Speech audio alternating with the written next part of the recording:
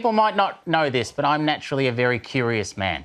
And the great thing about having my own show is that there are all these questions I've always wanted to ask. And now I finally can, which leads me to my new segment, Questions I've Always Wanted to Ask. And now I've got my own show, I finally can.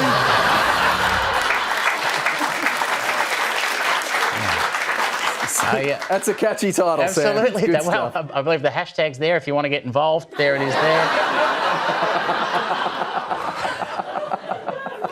I believe it's already trending. Yeah. I think that's because it's a common surname in Serbia. Now, I've got lots of questions about the world of medicine, and to help answer my questions is emergency specialist at the Royal Melbourne Hospital. Please welcome Dr. Emma West.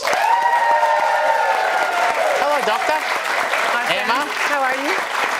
I'm excited. Thank you so much for being here. I really Pleasure appreciate being it. here. Thanks for having Thanks me. for wearing your... Is that what you really wear to work? That's what I wear to work. Okay, great. Everything. Just to, in case you didn't believe. I am a doctor. Yes. Do you have to do that often when a patient looks up and you have to say, no, I am a doctor? A little bit, Yeah. every now and again. Right, all right. Yeah. Listen, I've got lots of questions from the world of medicine. Go ahead. You're on a plane.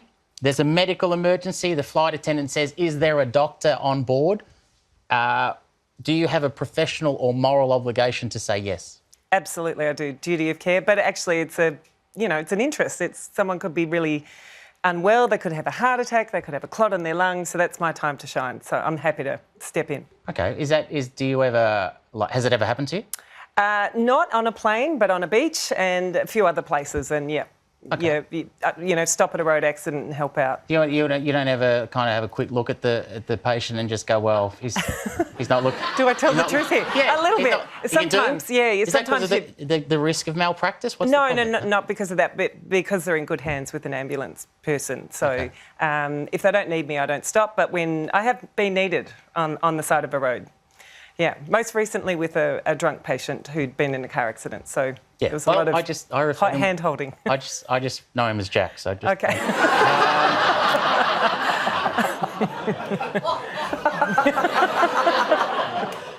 Doctor, is laughter the best medicine? Yes, Sam. Of course. That's why you're here with your show. Absolutely. It's. I'm not trying to save lives here. No.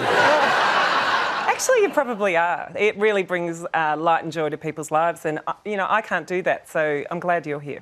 So Patch Adams is a documentary. No? All right. So you say Not quite sure what to say to that. laughter has a positive outlook. Absolutely. Yeah. Okay. Well, that's interesting because when my Uncle Terry was sick, I used to visit him in the hospital and tell a few jokes and make him laugh. And I'll be honest, that did nothing to help his cancer-riddled body.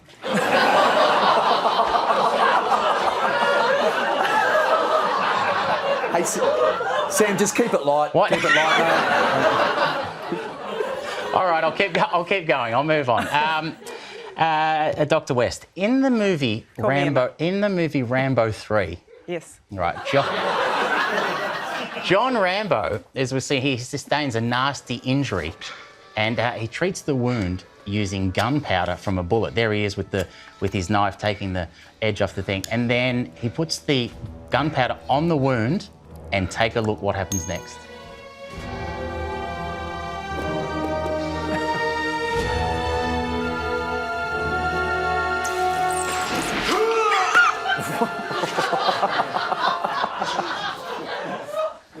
Dr. Emma West, what is John Rambo trying to achieve there? Is there any medical legitimacy to what he just did? It wouldn't be what I would recommend. He's either trying to clean the wound or cauterise the wound, but, there's not a hole that connects one side to the other, even a through-and-through injury, so it's a bit fictitious. I think, 20 minutes. What about his recovery time? Well, he needs to get to a hospital. He needs to get into his operating theatre and into the hands of a surgeon because he could be bleeding to death. That's right over the kidney, right over the bowel. Sepsis is on the way. It's no good for Rambo. Well, you say that, but 20 minutes later, he knocked off half the Russian army. You know that, don't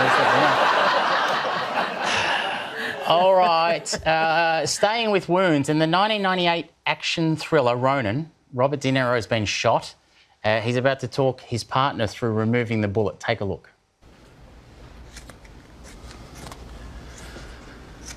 Are you sure you can do this? Yeah. No one should move the guy's appendix with a grapefruit spoon.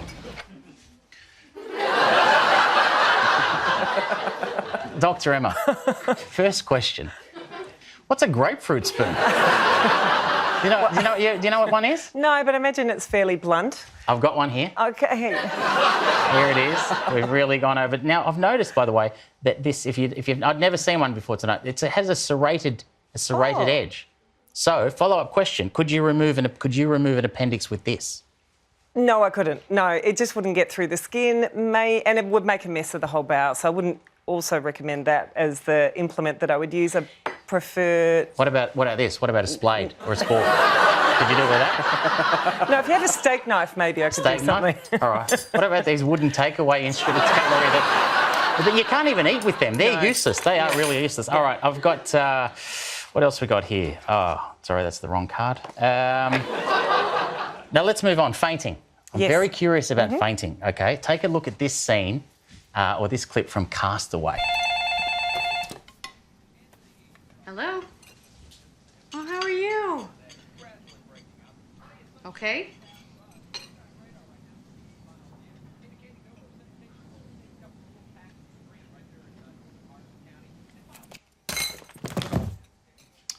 Dr. Emma, I've got my first question. Have you ever found Helen Hunt believable as a romantic lead? Because I just doesn't do it for me anyway. What happens when you faint? What happens? So she's obviously getting bad news, and that sort of set her blood pressure low and her heart rate low, and she's had what we call a vasovagal and then passed out. But it doesn't quite happen like that. You usually get a little bit of a warning. You get sweaty, you feel a bit sick, you think you might going to vomit, and so you go and sit down. But she didn't. She fell down. OK. Well spotted. She did fall down. You're right. All right, I'll keep going. I'll just whip through these last two. I was watching The Karate Kid on the weekend, and after a long day of chores around the house, Daniel LaRusso, he's got a sore shoulder, and anyway, Mr. Miyagi, he heals the injury this way. Show me sand the floor. I can't move my arm, all right?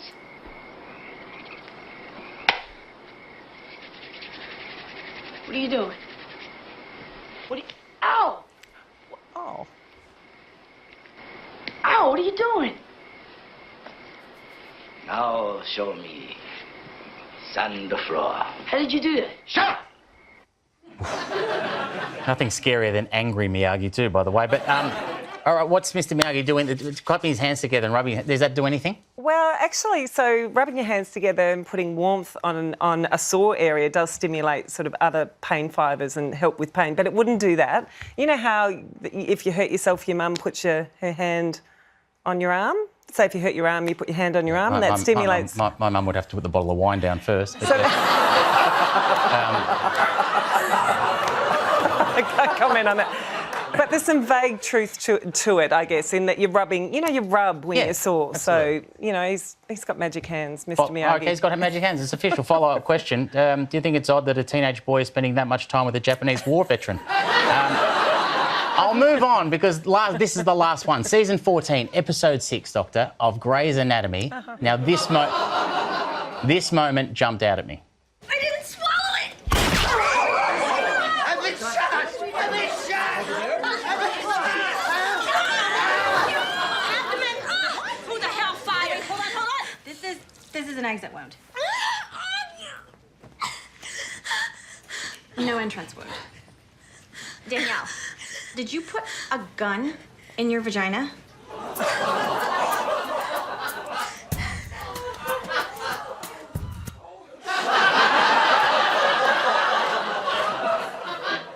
I'm glad the camera went to you first, by the way, for some reason. Hey, see much of that at the Royal Melbourne Hospital?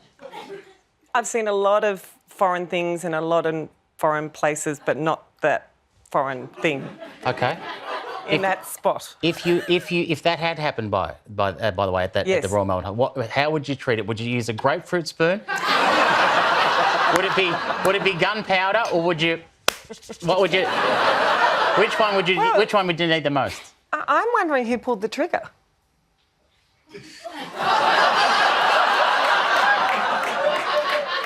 Emma, the segment's called Questions I've Always Wanted to Ask, by the way. All right, that was Questions I've Always Wanted to Ask, and now I finally can. Doctor, you've been amazing. Thank you so much for joining us.